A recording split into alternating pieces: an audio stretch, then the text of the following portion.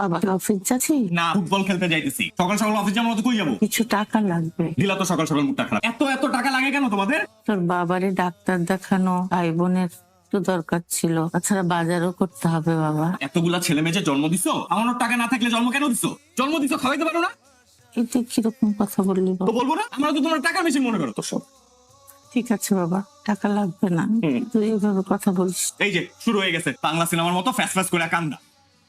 আর এই যে বাবা, আপনিও তো কিছু করতে পারেন, আপনি না চাকরি করেন? বাবা, তোর বাবা সামান্য বেতন পায়, এটা নিয়ে তুই কিছু বলিস না। তো চাকরি করে যদি না পোষায় তাহলে চাকরি কেন করে? অন্য কিছু করতে পারে না? ক্লাস 5 এ বৃত্তি পাওয়ার পর থেকে ইউনিভার্সিটি পর্যন্ত নিজের টাকায় পড়ছি, স্কলারশিপের টাকা দিয়ে পড়ছি, টিউশনে করে টাকা দিয়ে পড়ছি। তাহলে বাবা হিসাবে ছেলের জীবনে আপনার অবদান কি? থাক বাবা, ভুল হয়ে গেছে, টাকা লাগবে না। চাও কেন? না চাইলেই তো।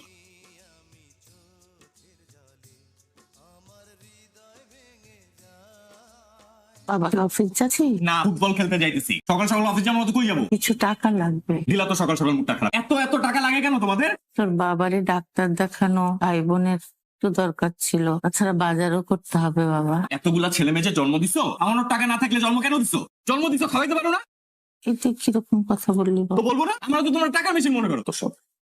ঠিক আছে বাবা, টাকা লাগবে না, তুই এইভাবে কথা বলিস। এই যে শুরু হয়ে গেছে বাংলা সিনেমার মতো ফ্যাস ফ্যাস করে কান্দা।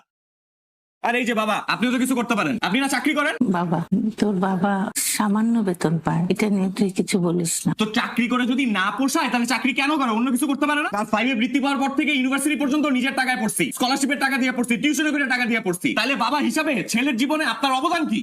থাক বাবা, ভুল হয়ে গেছে, টাকা লাগবে না। চাও কেন? না চাইলেই তো।